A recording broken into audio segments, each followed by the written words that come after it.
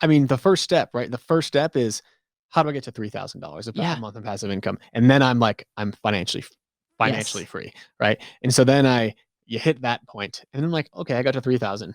Yep. I'm like 24 years old. Wait, what? Do I want to stop? No. Right? Well, No. So some people may, but yeah. yeah, you may for a little bit, right? I mean, Yep. this whole thing, like I've heard an analogy before, and I like this analogy. It's all like climbing Mount Everest, right? Yep. You climb that mountain, you're gonna stop for a few minutes and take a look at the views Yeah. on the way up, right?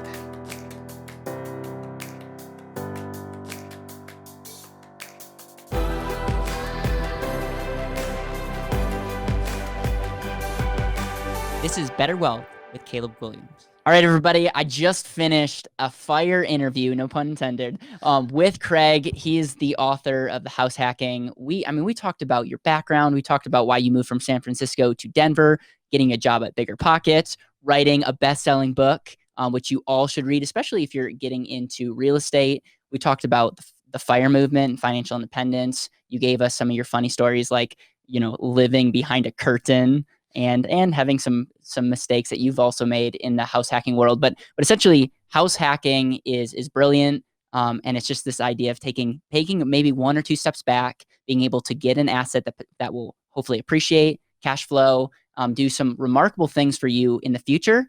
And you are a walking billboard and testimony of that. So any reasons why people need to take a moment and watch our interview and what they're going to gain? I mean, it's really the first big step towards financial independence is house hacking. So there's no better way to effectively and efficiently achieve financial independence at an early age than to house hack. So I love it. And if there's a better way, I'm all ears. I'm open to hear it, but I haven't heard it.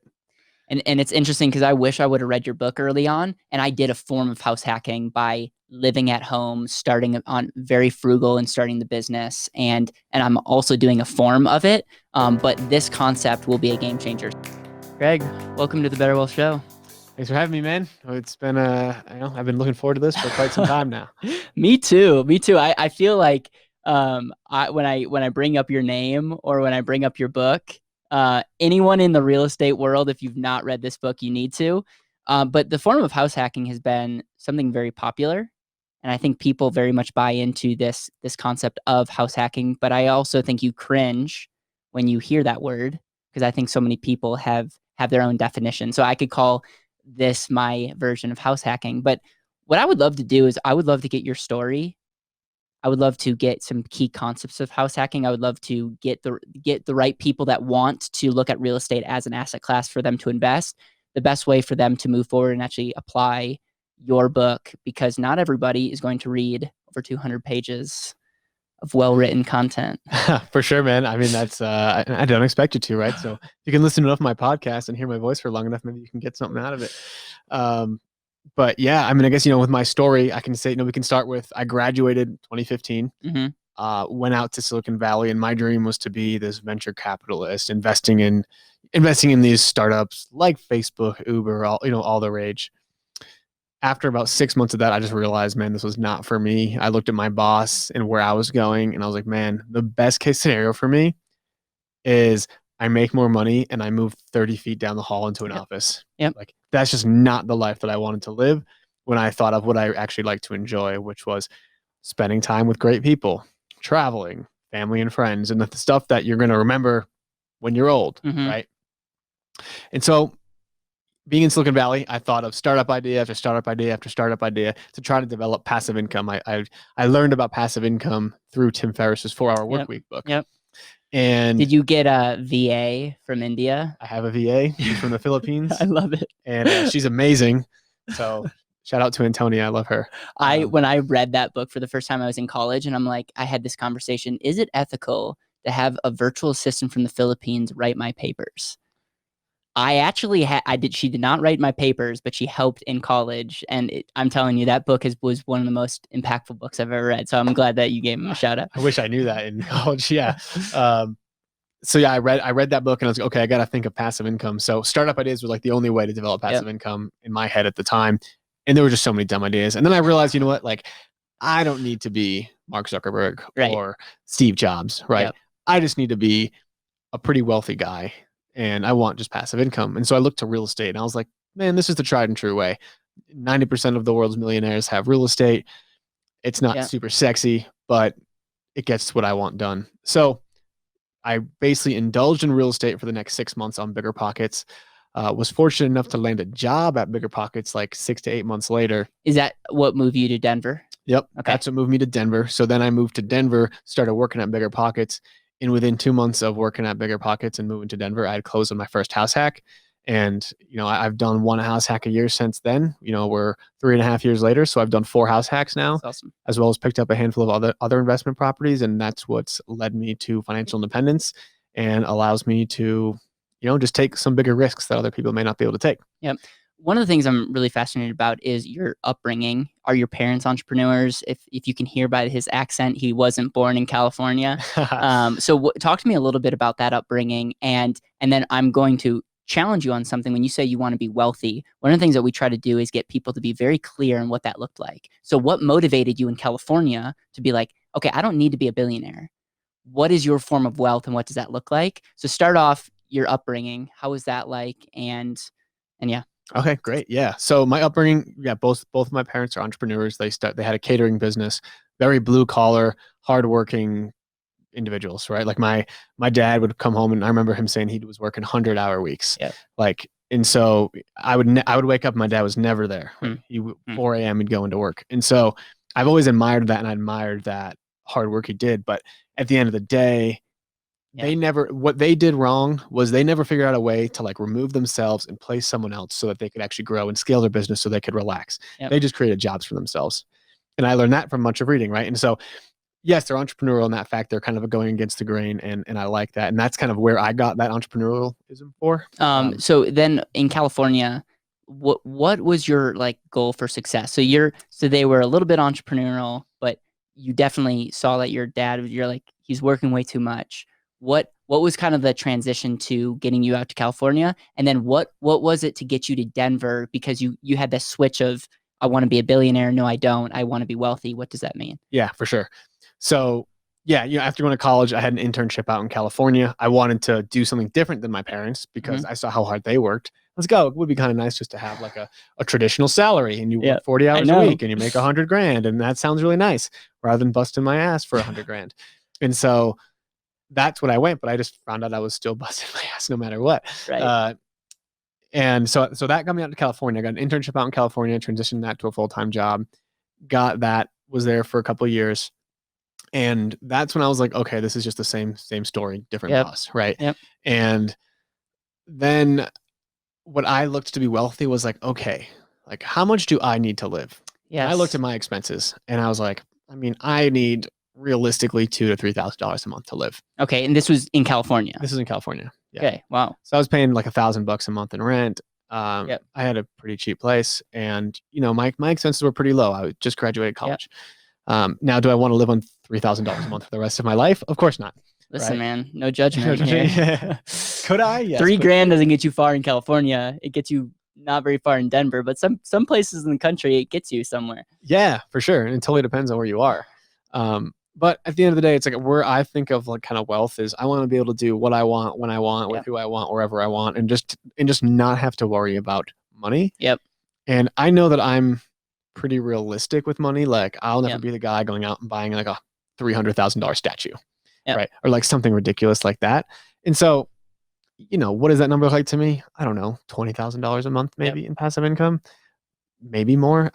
But it was interesting. So Tony Robbins did this talk one time that really like woke me up. He said, okay, he asked someone, all right, how much money do you want to make? And this guy was like, I want to make $1 million. It's like, okay, what do you actually want to do? And he took someone through this exercise, and he's like, okay, you're telling me $1 million, but that's one of the most not thought through numbers, because what you actually need is X to do. You don't need a private jet you don't need 5 houses when we have this thing called Airbnb. You don't need, so he got this guy to just take a step back. And what happens is when you have that number that's way too big, you just don't do anything. But you can create an attainable goal. And when people can get that, game on. Oh yeah, for sure. The first step, right? The first step is, how do I get to $3,000 a month in passive income? And then I'm financially free, right? And so then you hit that point, and I'm like, okay, I got to 3,000. Yep. I'm like 24 years old.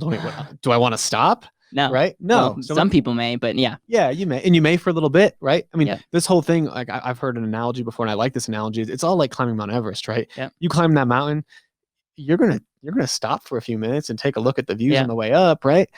$3,000, and that's a milestone. Yeah. Take yourself a vacation, right? And then you want to get to 10,000. Yeah. And then it's like pretty set, probably with like a family. Yeah. Then you want to get 20,000. Now you're living like a nice upper middle class lifestyle. And by the time you get there, you might be 35. Yep. Right. And it's like, it's fun. Once you start getting this passive income, it's like fun to build and it's fun to continue to grow it. So it's not like you're doing it because you need to, you're doing it because you want to. I'm with you, man. This business is fun. There's probably times that you go back and you're like, man, I could be working, getting a check and not have to worry about these headaches. But when you really take a step back, if you take a step back on what you're doing and what we're up to, it's incredibly fulfilling. So, all right. So you moved to Denver. Hopefully a lot of my listeners know Bigger Pockets. I'm a big fan of that community. And the fact that you got in there has probably been the launching pad to your whole career. Absolutely. Biggest inflection point. So I want people to realize, like, we just did an episode on, are you in a cage or like who's in your circle? And it's like who you're around can make and break you. And so what is Bigger Pockets? What's their whole mission? What did you originally get in the door doing? You actually left there. Mm-hmm. I left you. Yeah. So Bigger Pockets is a community of real estate investors. They have basically their website is kind of like the Facebook of real estate. You can talk and communicate with people. There's forums where you can go and ask questions and they will get answered. You can find agents on there, lenders, anyone in your community. They have an amazing podcast, some good books. No, all of their books are actually really good. They're usually like pretty easy to read and pretty educational. And just tons and tons of content. Like literally, you don't need to purchase another real estate thing at all. And almost everything is free. It's almost super threatening to the people that are charging a lot of money for real estate courses. Exactly. Because you're given a network, a community, and amazing education. That was Josh Dorkin. That was his mission, was to destroy the gurus charging $20,000, $30,000 for these classes when all of that information is available for free on Bigger Pockets. Yeah. And so that's what Bigger Pockets is. I was obsessed with them. I still am. And then I somehow landed a job there, right? I went on their website, saw that they were looking for a finance person, thought I fulfilled what they were looking for, applied and tried to make myself stand out as much as I could. I guess I did. And I squeaked through the crack somehow and got the position. Once I got to Bigger Pockets, I was the finance guy there. They called me the financial analyst and the finance director. Were you like the CFO? No. I mean, I was the only finance guy there for a while, but it's like, I don't know. It's a startup, you know. Yeah. I know the feeling. Yeah, yes. You got a finance guy, and I did the books, and I did some projections and stuff like that. And you had a background or did you learn as you go? I had no accounting background. Did they know that? Or did you were like on the way to Bigger Pockets? You were like reading up on like accounting, accounting for dummies. Yeah. No, I think they did know that I didn't have an accounting background, but what they saw was that I had a finance background and I worked with startups that were selling to large companies. So I knew what to look for in financials and I could read financials. And then creating them is kind of a little bit easier than reading them. Yeah. And however, I did not do a great job at creating their financials. We can say that. I did a good enough job where they could see where the business was going, but it certainly wasn't to GAAP standards. So yeah, I was doing the finances at Bigger Pockets, and that makes me a traditional employee at Bigger Pockets. And Bigger Pockets has a whole bunch of those, right? But there's only a few that have actually kind of like gone above and beyond. Yeah. And so I went to my mentor, who at the time was Scott, and my boss, Scott Trench. He's a CEO now. And he was like, "Hey, what you need to do is you need to start writing for the blog." So I started writing for the blog. Good for you. And so, and this is outside of work hours. Okay. Right. So this is outside of work hours. How old are you at the time? 24. 24 years old. Have you started your first house hack? No. Okay. So you're writing like hypotheticals at this point. So my first article ever written was how I amassed $100,000 while living in San Francisco.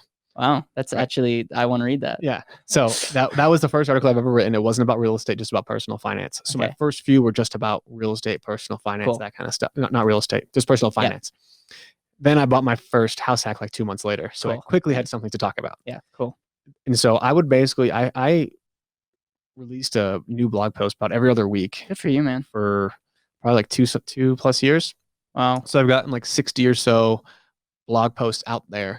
And after you've written 60 or so blog posts, a handful have gotten quite a bit of like good feedback. Like, oh, okay, you can write and you know something. Here's an opportunity to write a book. Did they come to you and they're like, hey, you're like into this house hacking thing? So originally, Brandon Turner, who's like the face of BiggerPockets, was going to write it, but he was too busy and really not interested in house hacking anymore. He kind of just graduated from that. Scott was then going to write it, but then Scott was like growing BiggerPockets. So like I was not the first one on the list, right? You were not the number one and number two person on the list. No, I was the number 3 person on the list, cool. right? And then then they said, oh, hey, Craig, you've done a few house hacks. Do you want to write a house hacking book? And I was like, hell yeah, I do. Right. And so there's definitely like, man, you didn't even ask me the first time. But you have to check your pride aside, Totally. right? It's like when an opportunity strikes, you just take it. Totally. Right. And I'm not sure if your folks are a football fan, but I'm from New England. I'm a big Patriots fan. And so it's a rough year for you guys. It's a rough year for us. You guys have had a great 20. Yeah, great 20 years. But the whole story with Tom Brady, if you guys don't know, is he was a third string backup. And he used being a third string backup. He had one opportunity to succeed. The rest is history, right? He's got 6 Super Bowls later. Like you got to take the one opportunity you get and you got to run with it and you got to be ready for that opportunity. So what I want to do now is I want to fast forward. You're writing the house hacking book. Okay. And this whole concept, I want you to define what that is. I want you to like talk about the process of writing this. I always tell people that I now know, like my second book could be How Not to Write a Book. But you obviously had an amazing organization and people to help coach you. And it's a very well put together book. So what I want to do is like want to walk through like what is it, and then how can we get the nuggets and big ideas. And I know that you have some personal funny stories of house hacking yourself. Mm-hmm. So I want that, because there's a lot of people in what we're teaching. There's a lot of people that are on their first house. There are a lot of people that want to do real estate. And I just find that like it's one thing to do a syndication deal. It's another thing to actually, be in the trenches and do this. And it's like, yeah, they're both real estate, but they're different. So I want to talk about that. Yeah. So writing the book, right? The first thing and the most important thing when writing a book is the outline. Yeah. Like you should spend 75% of your time on the outline, and let the outline be like 40 pages. Just like get your stuff out there, know where you want to put it, copy and paste it, put it in the right order. And then once the outline is there, you're just filling in the blanks with actually text that makes sense. Yeah. And I would say that, most of that time's on the outline. And then when it comes to writing, what I would do is I just said, hey, I'm going to write 1,000 words a day every day. And after, 3 or 4 months, I'll have 100,000 words. That's a 250-page book. That's right. And that's really all it is. It's simple math and just taking an hour to an hour and a half a day of just dedicated time to writing. And before you know it, you have a book. So what was the outline of house hacking? And for those that are watching and for those that are listening, what was the outline as it relates to how do you explain this? What was the goal behind the book in this whole concept?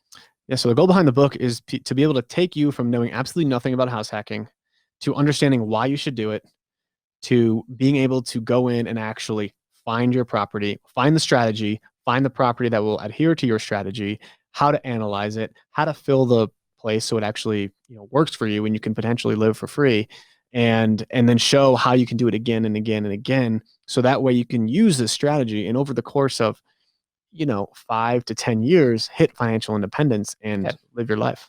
Let's dive into that. So you talked about financial independence, you talked about living for free, you talked about what is house hacking, you talked about the strategies to get started.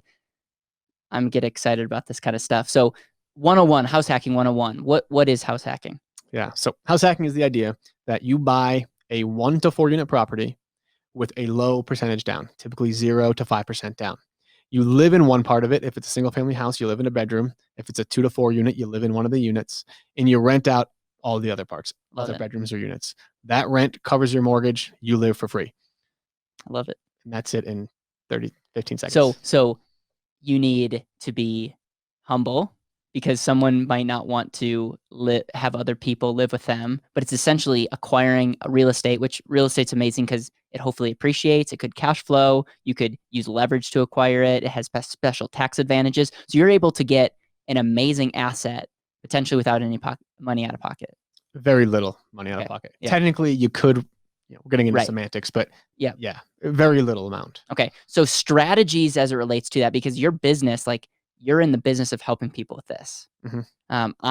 As I'm becoming friends with you, I'm like, okay, where are areas like it's just I'm really appreciate you and what you're doing because it just opens my eyes to looking at. I never look at a house the same. It's like, okay, what are the house hacking opportunity there? What are some of your favorite stories personally and some of the favorite stories that you got through this community of people that did house hacking? Obviously, we can go to the extremes, but I see this as a really no-brainer for someone that's getting started that wants to get into real estate. Yeah, for sure. I mean, it is just the best way to get started in real estate. And it's, I think, one of the best ways to build wealth at a relatively low risk. Yeah. And the returns you get are just so tremendous as well. It's, typically upwards of 80 to 100% plus in the first year. Because you need to live somewhere. Yep. And you're accounting for that. And depending on what markets are, I mean, you could spend $1,000 to sometimes more than $1,000 just at a place to live. So right there, you're saving $12,000 right up front. Yep. Not to mention the appreciation, the loan pay down, all those other things that go for you. And not only that, but you're also becoming a landlord and you're learning how to manage a property. And when you live there, it's a little bit easier because you don't have to go across town to your rental, right? It's you go home and you see something break immediately, you can fix it. It's just a nice transition into actually being a true real estate investor. I love it. I love it. Biggest mistakes that you've made as it relates to this strategy? Biggest mistake I made was on my third one. I was getting a little confident. My first two went really well. Confidence will kill you. And I guess confidence that will kill you is usually termed cockiness. And I was doing construction in the basement, rehabbing the basement, and I just wanted to get the rooms rented because I wasn't doing anything in the rooms. And I was like, hey, you guys can live in the rooms. There's going to be construction, but I'll give you a super cheap price. So I did. It was month to month. What harm could happen? So I didn't do a background check, didn't do a credit check, just let it happen. And within a week of me being there, people were smoking meth in the basement. No way. Yep. And you were kind of like, how did this happen? I was like, what the hell? Yeah. And so, I mean, luckily I got the roommates out of the house upstairs and told them the situation. I was like, hey, I want you guys to feel safe. I've called the police, all of that. The police actually didn't do anything, believe it or not. And so I kind of took matters in my own hands and I texted them and said, hey guys, I shouldn't have had you guys live down here. This is a construction zone. You guys need to be out of here within the week. I will give you your full security deposit back, all of the rent you paid me, plus $500 to get out in the next week. Needless to say, they all got out and gave them, it was $1,000 expense, but that was the best $1,000 I've ever spent, right? Because the last thing I wanted was them to destroy the house, and they left on good terms, so they weren't going to bring them and their friends back here. And sometimes you have to bite that bullet. Wow, that was an extreme. Yeah. Any good memories in house hacking? Best decision you've ever made in house hacking? Honestly, the best decision is just doing it. Yeah, starting. It's just starting. I mean, my first property, bought it in a up and coming area. It was a little scary at the time, but I kind of had a feeling it was going to be appreciating. But at the end of the day, I did get lucky. Totally new build. It was a duplex. I mean, that thing's appreciated over 200 grand in 3 years. Right. So did you refinance? I just refinanced like 2 months ago. And it gets really real when you start pulling out six figures of dollars. Well, I actually didn't pull out any money. So I did that with an FHA loan. Okay. And so then I transferred that to which is 3.5% down. I transitioned it to a 25% down investor loan so I could take out the PMI, reduce my monthly payment. And now that thing cash flows like, over $1,000 a month. But that's amazing because that's an asset that when we talk about leverage, you are using leverage to acquire an assets that are doing amazing things for you, getting you closer to your financial independence number. I want to before we finish on the house hacking idea, any other strategies? Like if you're at home, obviously get his book. Okay, get his book. Let's support you. What other things are like big in strategies that are like, if you're not going to read your book, what things do you want the listener or the person watching to know? Is there any like go-to strategy that you go like, this doesn't work all the time, but it's pretty solid? Yeah. So I would say, I mean, obviously there's house hacking is going to work almost every time. And a lot of pushback that I hear is that, oh, I've got a family and I can't do that because I Yep. can't live with other people. So you'll see in the book that we have this thing called the comfort continuum. And on one side of that continuum is comfort, on the other side is profit. As you move towards profit, you sacrifice comfort, and as Yeah. you move towards comfort, you sacrifice profit. That's wisdom. I always explain to people, especially first-time investors, that I encourage you to push up on that profit side of the continuum as much as you can. And as you get your first, second, and third one, you can slowly move towards comfort until you no longer need to house hack. Because let's be real, no one wants to house hack forever. So it is for everybody. Now, you have a family, so you probably don't want to live in a bedroom with a bunch of other people you don't know. Right. But what you can do is you can do what we call a luxury house hack, which is on that comfort side, but you buy the house of your dreams, right? The floor to ceiling windows, the granite countertops, the works, right? And you have an ADU in the back, additional dwelling unit in the back, and you rent that out on Airbnb or you rent it out traditionally. And maybe your $2,000 or $3,000 a month loan payment becomes $1,000 or $2,000 a month. You're still saving $1,000 a month. That's still huge, and that's still material savings. And so there's really so many ways you can do it. And it's like, if you're working a W-2 job and you're not happy in your W-2 job and you want to like find a way to build wealth, I just don't see why you wouldn't do something like this. Right. It's a way to think outside the box. One of the things that we teach is ROR, is return on result. Get super clear on what you actually want, and then let's put your time, let's put your money, let's put all the resources that we have and make that possible. One of the things that I love about house hacking is it makes us take a step back, and if we know where we want to go, it can be the one efficiency hack that could help us get there by getting us to connect with people, by getting us an asset that might have crazy appreciation, and it just gets us to think differently. And we might look and we might just assume that our mortgage payment or our rent is what it is. Mm-hmm. But I'm telling you, if you can take a step back and understand what Craig is talking about here and this idea of house hacking, whether it's luxury, because we have friends and clients who have a nice house, they just rent out part of their land and have trailers, Airbnb. That's a form of house hacking. But then there's also, my sister is in a triplex and has two other, renters, and they're doing exactly what you're saying. And I'm seeing firsthand on how it's setting them up for success. And so it's just very, very incredible. And again, I would highly encourage you to get his book and to really understand the philosophy, because I've applied this in a unique way. You're here in my house hack. It's not necessarily it's not the traditional way to do it, but like and I didn't even tell you this, but like the concept is to have hubs around the country where people can work, people can stay, we can use it as a business. So instead of buying or renting, real estate for offices, why don't we have real estate that we can stay in, that we can host in, that we can work remotely from? And it's a way to take money that majority of business owners are paying already, and to have a place where that not only that you can stay, but you can also work out of. So I think that's going to also be more and more popular as this year is continuing to tumble along. Yeah, no, I think what you're doing here is extremely creative and pretty sweet. I mean, it is absolutely a form of house hacking, right? It's not like the traditional form that you would read in the book, but it's kind of like a unique spin on it, where it's like, is your house providing financial value to you? Yes. And then if so, then yes, and more so than just like if you're paying your mortgage every month and it's just so happens to be appreciating, no, right? But if it's actually if the monthly payment that you're paying is giving you a return, then it's worth it. So let's talk about the financial independence movement, the FIRE movement, and I know that you are very much branded in that category. Mm-hmm. What do you like about it? What do you see as potential downfalls, and how did you get into that idea? Yeah. So what I like about the financial independence movement is everyone seems extremely genuine, right? It's a very much an abundance mindset. Everyone is trying to help everybody out. And money is never, ever first, right? It's like, we want to go do this cool thing. Like we went for a bike ride across Iowa. Like that was really fun. That's cool. We went to Greece for a week. Really fun. So it's like as much, and we can all get together and talk about this taboo thing called money. Yes. And I know no one talks about money. Yeah. No one talks about it.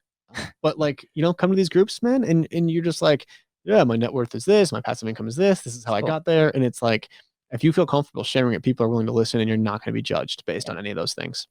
That's cool. So that part is really cool. Downside to it is it is a little bit cultish. And so I have found that like people within the community tend to judge people outside the community Hmm. that are like, man, why is this person buying this beautiful BMW? Yeah. Like, why is this person like working the CEO job and Yeah. have this $1 million penthouse when they don't need it? Yeah. Right? Like they could retire right now. Yeah. And you have to like, I was like that for about a year Yeah. or two. And I was like, wait a second, like as long as you're happy and you enjoy what you're Right. doing and you're kind of intentional about it, I don't care. Yeah, You know? totally. What I love about the fire movement is number one, people are very into what's actually important. I think minimalism is something that is only going to grow because when you look at all the crap that we have, and then you look at like what actually makes me happy, it's usually people. It's usually the ability to serve. It's not all the things that we fill our houses with. So that's number one that I love. I love the aggressive savings. Mm-hmm. I mean, and there are people that are saving more than 50% of their income. Yeah. That's probably pretty common. I'd say 50% is like average in that. Actually, maybe even below average in that community. So by default, you're just living on way below your means, and it's setting you up to do some incredible things. And this concept of retiring early is awesome. I love that, and I love the mindset. I see it's interesting to me to hear some of the financial strategies, the income strategies. One of the big questions is a lot of the people that are doing all index funds. The question that I have is, how is the index going to last? Like, how is that going to perform over your lifetime? I've had people like Dr. Wade Fowle on my podcast and others who are talking about their potential challenge with people retiring early and seeing, depending on different asset classes, some asset classes might not perform as well as others. I will say real estate is a pretty good asset class as it relates to cash flow. When in your group, what are the common investments that people are holding? Is it real estate? Is it index funds? Is it what is the mix? In the FI community, I would say it's mostly index funds with like a pinch of real estate. So Okay. people have one, two, couple properties maybe. Obviously, in the real estate community, it's mostly all real estate and no index funds. Yeah. And some people argue it's healthy to have a mixture of the two to diversify. Others say, no, put your all eggs in one basket and get really good at that one thing. I will say the house hacking, not the house hack, just the real estate investing in general, returns are going to be much higher because you have more than just like the appreciation. Yep. You have more levers that you can be pulling. Right. Yeah. And, but it is a little bit more work. It's a little bit more of a job, than just like putting your money in an index fund and rebalancing it every quarter. Yeah. Yeah. Yeah. There's a lot there. So any final words on Bigger Pockets, on your book, on the fire movement and encouragement? I mean, there's going to be hundreds, if not thousands of people that watch this. And I know that you're going to have some fans. I've already had some people that are like, when you do your interview, send it to me because I'm a huge fan of house hacking. What kind of final message do you have for my audience and for people that really want to live intentionally? They really see themselves as their greatest asset. They really want to use their one life well. And having people like you share these kind of messages open up our mind to really figuring out is there a better way to handle my money?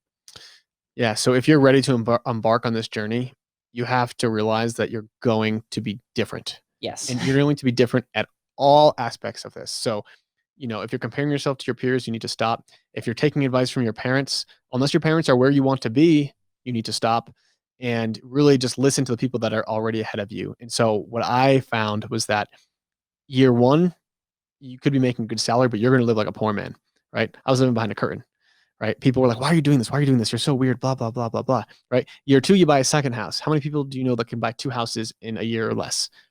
Probably not that many, right? And then year three, you got three houses. Year four, so now you're able to, by the time you get your fourth, fifth house, you're now investing hundreds of thousands of dollars into other properties or into other things. You've quit your job. You're doing a startup, and maybe you're only 24, 25 years old, right?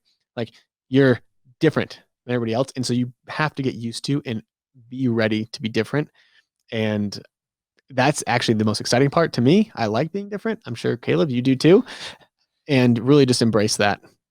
So you dropped the living behind the curtain at the end of the interview. What's the story there? Oh, did you not know that? No, I didn't know that. Okay. So yeah, so my first house hack, I was like so determined to financial independence early that I bought that duplex. and it was a 1 bed, 1 bath, upstairs, downstairs.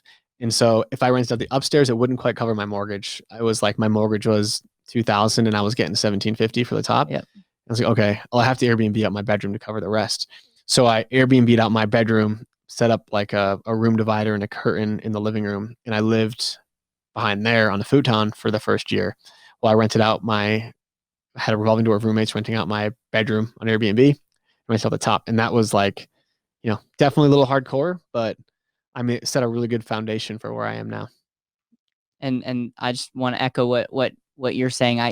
I started off living with my family when we started BetterWealth, and our office was less than $300 a month in the basement of Papa John's. I get kind of emotional thinking about the team and where we've gone from there, but it's those sacrifices that gave us the foundation to do what we're doing. And I am a nerd, and I would love to see, like, what is the compound dollar effect of that decision? I bet it's pretty massive when we look at net worth and when we look at cash flow. And yeah, man. And intangibles. Yes. Right? Because that's like the story, right? Like, also when you're different, you have a story that people like, and it's unique, and you can write a book on it, and you can write blog posts on it, and you can have a podcast, right? You have to do something a little weird and a little different in order for people to like you. Yeah. How can people find out more about your company, contact you? I know that you're doing some really cool things behind the scenes as it relates to helping investors who are interested in house hacking. Like, you guys are able to serve people in a powerful way. Talk to me about how people can contact you and be in your world. Yeah. So we have, I'm a real estate realtor, a real estate agent, and we help people achieve financial independence through real estate investing. Simple as that. We got them through the whole process. And so we're called the FI team, the financial independence team. Love it. Right now we're just in Denver, but we will be, expanding soon enough. And yeah, you can reach me at thefiteam.com. If you want my personal stuff, I'm at the FI guy on Instagram and on TikTok. Oh my goodness. And get on the TikTok game, man. It's pretty fun. And yeah, so looking forward to we're looking forward to chatting with you guys. And yeah, and depending on when you're watching this, I'm calling this out right now. They're gonna grow faster than you expect, and so watch out. I'm just telling you right now, people will be house hacking and working with you all across the country. I just see it in your team and what you guys are doing. And so thank you so much for coming on to my show. The question I end on my podcast is what I call the legacy question. The legacy question essentially goes like this: you're with the people that you love the most. It's your last day on earth. You have one last conversation. What kind of conversation are you going to have? What are you going to make sure to pass down in that last conversation, knowing that you can't pass on anything tangible? What kind of conversation is that going to look like? That's really good. I think, it definitely will express the amount of gratitude I feel for those people that are around me at that time, because there's really no, really, they're really just there for me. Right. So definitely tell them how much I appreciate them. In terms of like any last minute advice or something, it's just getting out of your comfort zone, being different, living differently, all that kind of, suppose it's cliche. One thing I heard recently that really stuck out to me was, I asked somebody what their why was, and they said they had trouble answering it, but they came to a really awesome answer. It was, when someone meets me, I want to be the inflection point in their life. Wow. That makes that go from like, maybe just slightly up to like crazy up.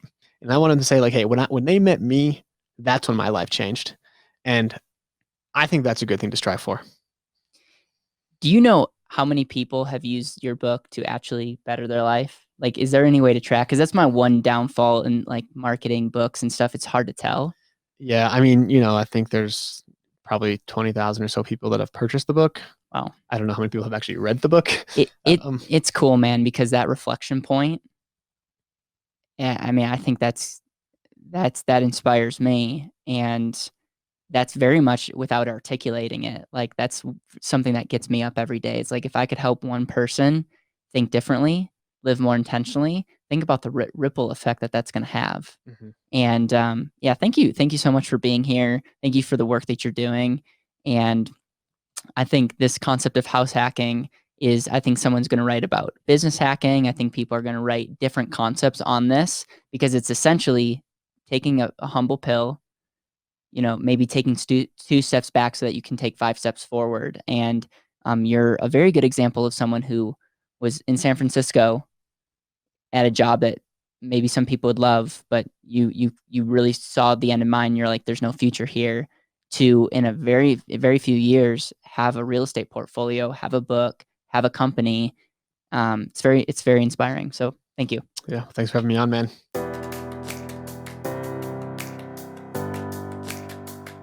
Thank you so much for listening to the BetterWealth podcast. It would mean the world to me if you could hit subscribe, leave a review, and share this with the people that you know and love.